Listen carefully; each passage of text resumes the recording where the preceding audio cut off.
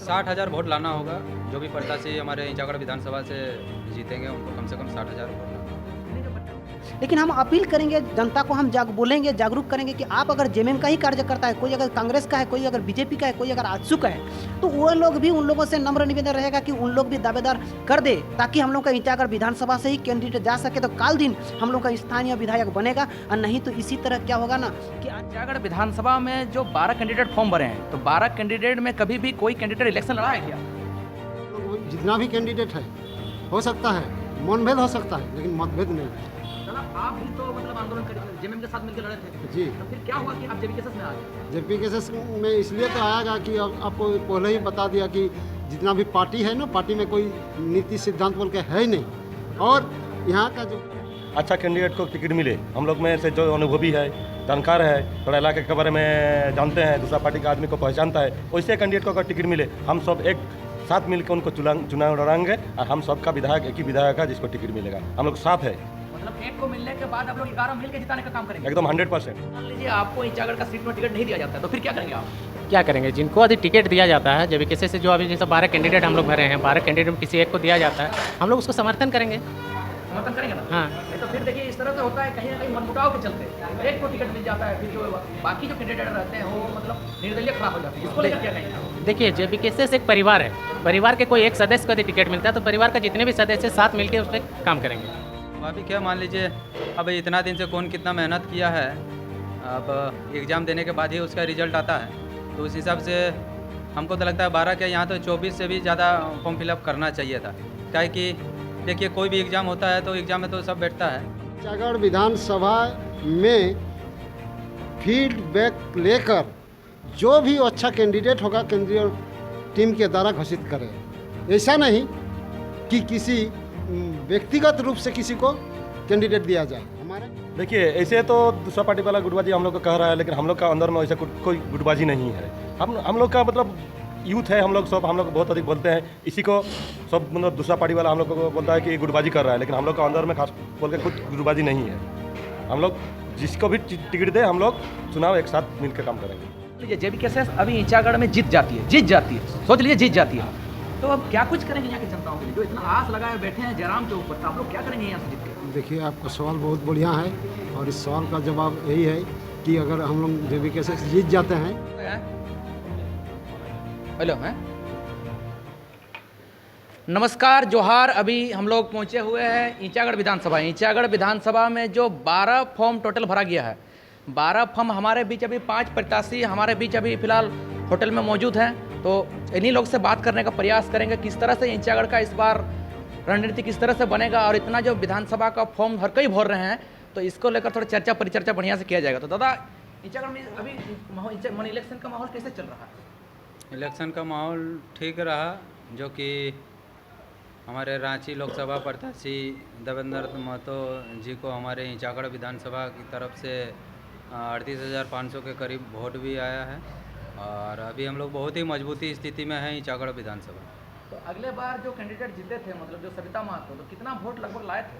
करीब 54-55 हज़ार के आसपास वोट आया। तो इस बार भी जिस तरह से देखा जा रहा है, इंचागढ़ में पिछली जो लोकसभा चुनाव हुआ था, इसमें लगभग 40,000 वोट आया था।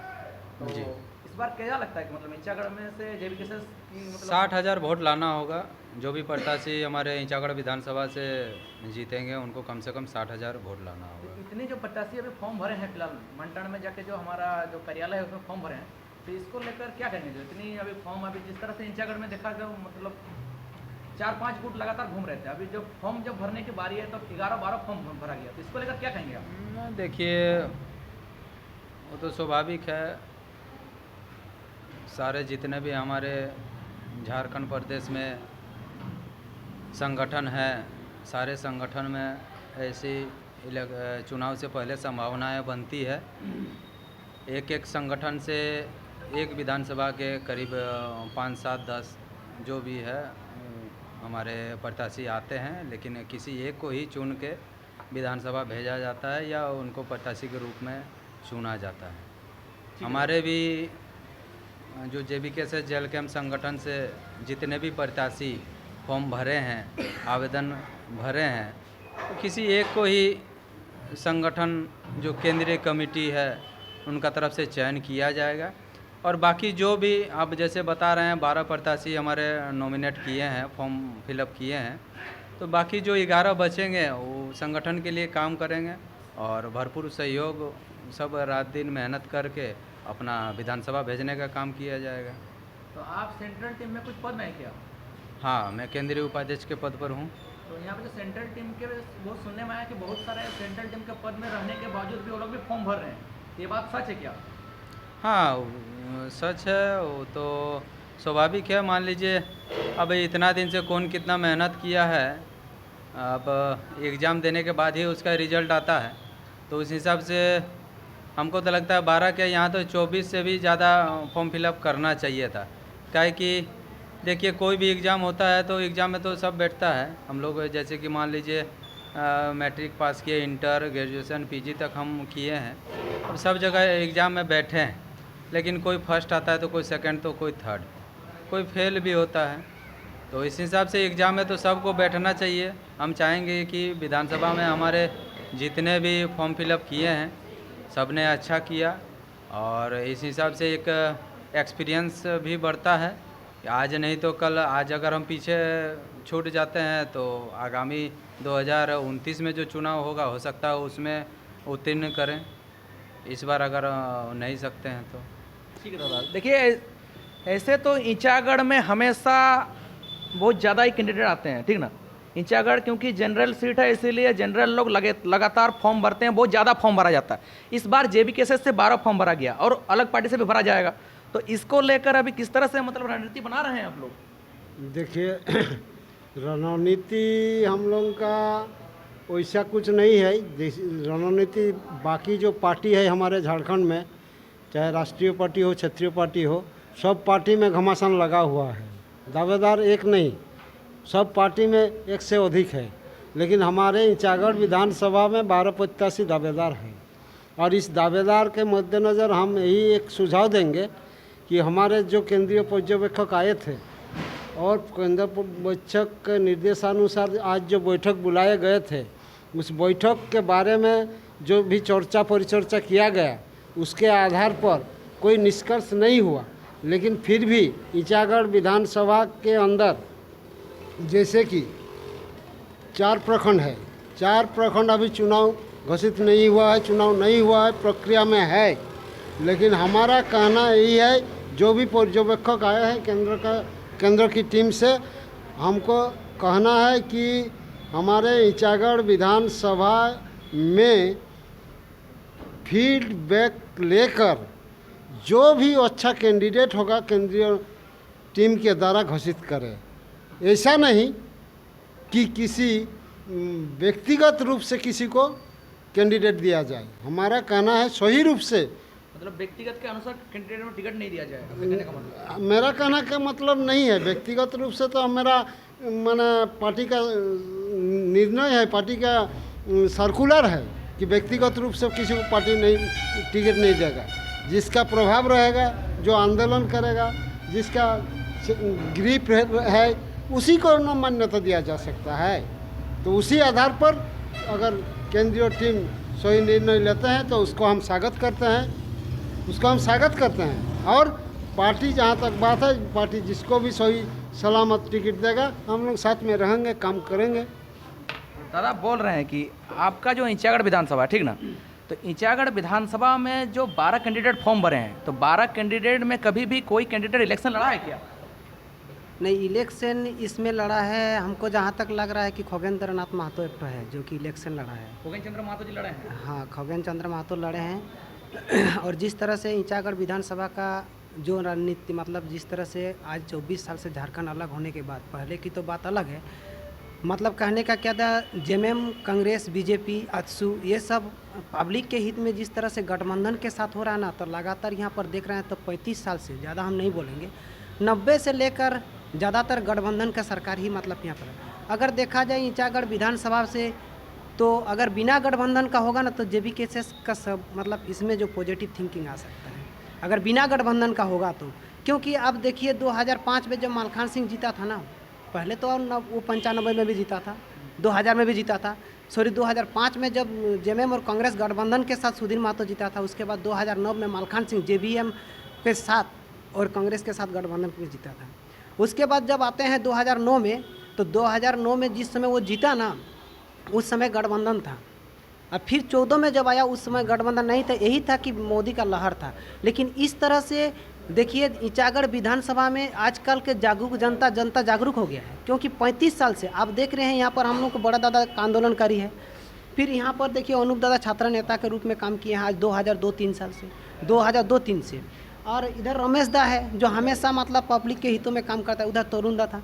तो इस तरह से क्या है कि 90 से जिस समय से हम लोगों का शहीद परिवार से जो विधायक बन के चुका था, उस समय से 90 से 95 में आप माननीय हिकीम चंद्र महतो का नाम सुने होंगे, जो 90 में 8,700 वोट लाया था बीजेपी से, फिर 18,000 लाया था। तो आप सोच सकते हैं कि ईचागढ़ विधानसभा में बाहरी लोगों का यही सोच है कि ईचागढ़ विधानसभा में विधायक के रूप में ईचागढ़ विधानसभा के लोग को नहीं यहाँ पर विधानसभा का विधायक बनने करते। लेकिन हम अपील करेंगे जनता को, हम बोलेंगे, जागरूक करेंगे कि आप अगर जेएमएम का ही कार्यकर्ता है, कोई अगर कांग्रेस का है, कोई अगर बीजेपी का है, कोई अगर आजसू का है, तो वो लोग भी, उन लोगों से नम्र निवेदन रहेगा कि उन लोग भी दावेदार कर दे, ताकि हम लोग का ईचागढ़ विधानसभा से ही कैंडिडेट जा सके, तो काल दिन हम लोग का स्थानीय विधायक बनेगा। और नहीं तो इसी तरह क्या होगा ना कि आने वाले दिन हम लोग का विधायक देखने के लिए नहीं होगा। और जेबी केसेस 12 का जो बोल रहे हैं कैंडिडेट, ये 12 तो हम लोग का सबका जागरूक है। जेबी केसेस नया पार्टी है, सब लोग जागरूक है, सब लोग अपना,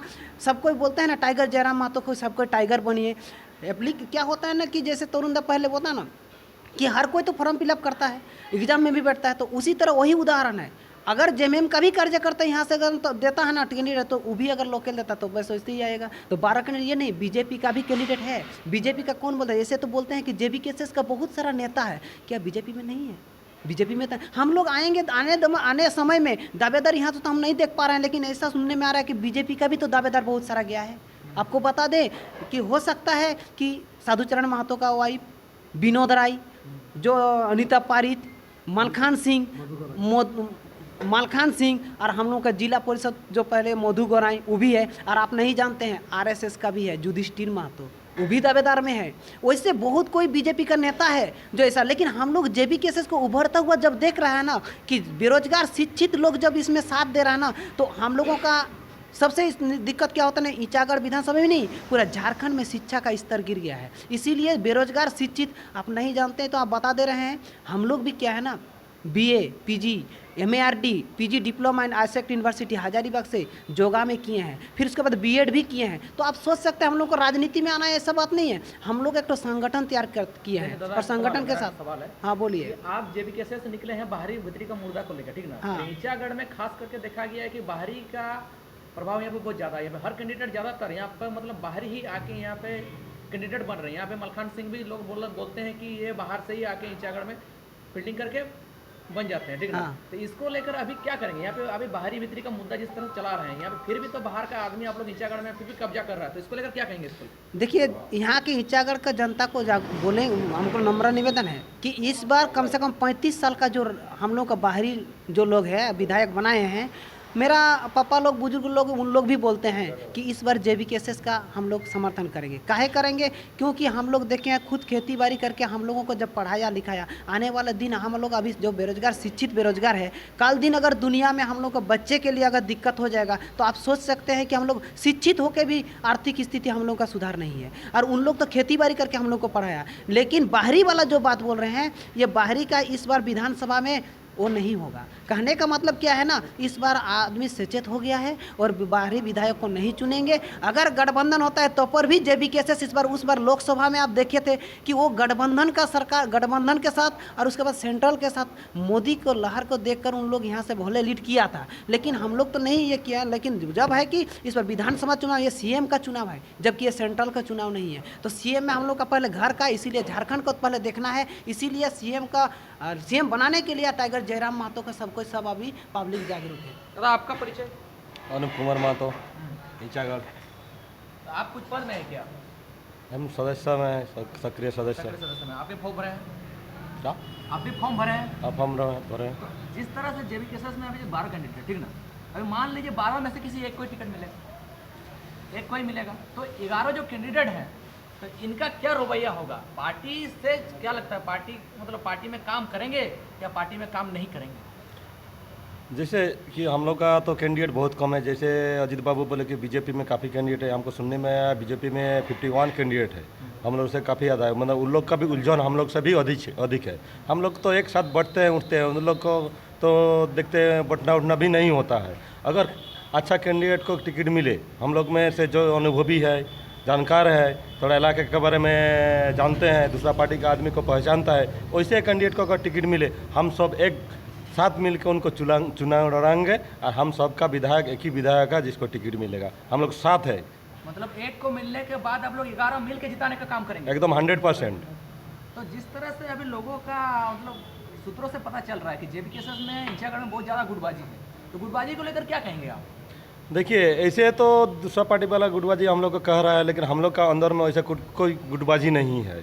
हम लोग का मतलब यूथ है, हम लोग बहुत अधिक बोलते हैं, इसी को सब मतलब दूसरा पार्टी वाला हम लोग को बोलता है कि गुटबाजी कर रहा है, लेकिन हम लोग का अंदर में खास बोल के खुद गुटबाजी नहीं है। हम लोग जिसको भी टिकट दे, हम लोग चुनाव एक साथ मिलकर काम करेंगे। आप क्या कहेंगे थोड़ा इस विषय को लेकर? अभी जो फॉर्म अभी लगातार जिस तरह से फॉर्म अभी भरा जा रहा है, तो आप भी फॉर्म भरे हैं? जी भरे फॉर्म भरे हैं जी। तो फॉर्म भरे हैं, अगर मान लीजिए आपको इंचागढ़ का सीट में टिकट नहीं दिया जाता है तो फिर क्या करेंगे आप? क्या करेंगे? जिनको यदि टिकट दिया जाता है, जेबीकेएसएस से जो अभी जैसे 12 कैंडिडेट हम लोग भरे हैं, 12 कैंडिडेट में किसी एक को दिया जाता है, हम लोग उसको समर्थन करेंगे। समर्थन करेंगे ना? हाँ। नहीं तो फिर देखिए इस तरह से होता है कहीं ना कहीं मनमुटाव के चलते एक को टिकट मिल जाता है, फिर जो बाकी जो कैंडिडेट रहते हैं वो मतलब निर्दलीय खड़ा हो जाते हैं। इसको लेकर क्या कहेंगे आप? देखिए, जेबीकेएसएस एक परिवार है। परिवार के कोई एक सदस्य को यदि टिकट मिलता है तो परिवार का जितने भी सदस्य साथ मिलकर उस पर काम करेंगे। साथ मिलकर काम करेंगे? जी। ठीक है दादा। और एक चीज़ बात है, जिस तरह से अभी इंचागढ़ की बात हुआ, यहाँ पे झारखंड की सत्ता इस बार काफ़ी गरमाया हुआ है। यहाँ पे जेबीकेएसएस जिस तरह से अभी लहर बना रही है, हर क्षेत्र में हर कैंडिडेट जैसे लोकसभा में भी देखा गया, मतलब लगभग लाखों में वोट आया है। तो इसको लेकर अभी दूसरे पार्टियों का मतलब आपके प्रति कुछ कैसा लग रहा है? देखिए, वो तो केंद्र का था, सेंट्रल का था, वो प्रधानमंत्री चुनाव वाला था। आपको बस थोड़ा ही पहले बोले, ये विधानसभा चुनाव मतलब ये झारखंड का है, ये मेरा अपना घर का है, ये मेरा खतियानी का मामला है। यहाँ नीति को लेकर लड़ रहा है। वो तो सेंट्रल का, वो तो नीति के लिए नहीं होता है, ये नीति के लिए लड़ी। ये अपना जो नीति जो शिक्षा नीति, बेरोजगार नीति, जो हम लोग का कंपनी औद्योगिक नीति, तो इस तरह खतियानी नीति, हर नीति के द्वारा ये लड़ाई है। तो हम लोग का क्या है ना कि सबसे पहले अपना घर को बचाना है, अपने ज़मीन को बचाना है, इसके लिए लड़ाई है। अगर मान लीजिए बाय द वे कोई अगर थोड़ा सा क्या होता है कि हम लोग सुने हैं जिस तरह से झारखंड में थोड़ा बहुत आप जानते ही हैं, जो थोड़ा बहुत ड्रिंकिंग अगर लेता है, वही आदमी लोग को थोड़ा सा भी सुधारना होगा, उन लोग भी सुधर जाएंगे और सबको साथ देकर ये सब हो सकता है। दादा, अगर मान लीजिए जेबीकेएसएस अभी इंचागढ़ में जीत जाती है, सोच लीजिए जीत जाती है, तो अब क्या कुछ करेंगे यहाँ की जनताओं के लिए जो इतना आस लगाए बैठे हैं जयराम के ऊपर? तो आप लोग क्या करेंगे यहाँ से जीत के? देखिए, आपका सवाल बहुत बढ़िया है और इस सवाल का जवाब यही है कि अगर हम लोग जेबीकेएसएस जीत जाते हैं तो निश्चित रूप से सबसे पहले स्थानीय नीति, नियोजन नीति, उद्योग नीति, शिक्षा नीति, जबकि आज तक जितना भी सरकार बना है किसी सरकार ने अभी तक नीति नियम नहीं बनाया है। और एक बात आपको बता देते हैं कि हम लोग जितना भी कैंडिडेट है, हो सकता है मनभेद हो सकता है लेकिन मतभेद नहीं है। दादा, आप भी तो मतलब आंदोलन कर जेएमएम के साथ मिलकर लड़े थे जी। तो फिर क्या हुआ कि आप जेबीकेएसएस में आ गए? जेबीकेएसएस में इसलिए तो आएगा कि आपको पहले ही बता दिया कि जितना भी पार्टी है ना, पार्टी में कोई नीति सिद्धांत बोल के है ही नहीं। और यहाँ का जो बेकार युवक लड़का, शिक्षित लड़का जो पढ़ रहा है, जो पढ़ चुके हैं, उस सब के लिए रोज़गार का कुछ साधन नहीं है, बेकार है। इसलिए आज हम लोगों को एक आइडेंटिटी की ज़रूरत है। आइडेंटिटी मतलब हम लोग जो झारखंडी है, झारखंडी का पहचान किसी पार्टी ने आज तक नहीं बनाया है, जिसके कारण आज हम लोगों का जयराम महतो का विचारधारा से उत्प्रेरित होकर आज उनका विचारधारा से आज जेएमएम छोड़ के हमको जेबीकेएसएस में आना पड़ा। तो जेएमएम में ऐसा क्या कुछ मतलब चीज़ थी जो जेबीकेएसएस में नहीं है? जेएमएम पुराने राजनीतिक मतलब मास्टरमाइंड है, तो फिर जेबीकेएसएस तो युवाओं का टोली है, तो इसको लेकर क्या कहेंगे? इसमें क्या कुछ नहीं है और उसमें क्या कुछ था? इसको देखिए, जेएमएम भी जल जंगल जमीन का बात करते हैं और यहाँ का बेरोजगार का रोजगार देने की बात करता है। उसमें भी मैनिफेस्टो में जब चुनाव हुआ 19 में तो ऐसा मैनिफेस्टो में 2-4 को मुद्दा दिया था कि स्थानीय नीति हम लागू करेंगे 1932 के आधार पर, लेकिन जितना भी वादा किए थे एक भी वादा पूरा नहीं किया। और जिसके कारण आज जो शिक्षित है, जो समझदार है, जो समझने वाला है, वो चाहते हैं कि मेरा बच्चा काल दिन में क्या करेगा नहीं करेगा, उसके भविष्य में क्या होगा पढ़ाई लिखाई करके। इसलिए जयराम महतो का जो विचारधारा है उसके आधार पर हम लोग चलेंगे। तो निश्चित रूप से 1932 खतियान के आधार पर, अंतिम सर्वे सेटलमेंट के आधार पर स्थानीय नियोजन नीति बनेगा, तभी यहाँ झारखंड का बेरोजगार युवकों के लिए रोजगार मिलेगा। तो जेबीके साथ में ज़्यादातर लोग युवा हैं, आप बुजुर्ग हैं, तो युवा और बुजुर्ग में कॉम्बिनेशन कैसे बैठ रहा है यहाँ पे? देखिए, युवा और बुजुर्ग में कॉम्बिनेशन का बात नहीं है। जो समझदार है, जो समझने वाला है, उसी के आधार पर कॉम्बिनेशन बनेगा। मान के चलिए कि हम बुजुर्ग हैं तो हमको नॉलेज नहीं है क्या कि कौन अच्छा और कौन बुरा है, तो अच्छा और बुरा का जो समझेगा निश्चित रूप से जेबीके में वो साथ देगा, चाहे बुरा युवा हो या बुजुर्ग हो। इसीलिए आज हम चाहते हैं कि जयराम महतो का विचारधारा जो है सही है, उसके विचारधारा के आधार पर आज पूरा झारखंड में उलगुलान चल रहा है। और इस उलगुलान का चलते हर जगह में, हर विधानसभा में कैंडिडेट एक नहीं, 1 से दर्जन भर कैंडिडेट एक जगह में भर चुका है। और उसके आधार पर जो भी मिलेगा, जिसको भी मिलेगा, एक को मिलेगा, लेकिन पार्टी में जो काम करेगा, पार्टी सिद्धांत पर जो चलेगा, पार्टी का ही काम करेगा। ठीक है, धन्यवाद दादा, बहुत बहुत धन्यवाद। आप लोग जो इतनी समय कीमती वक्त हमको निकाल के दिए, इनके लिए आप सभी को बहुत बहुत धन्यवाद।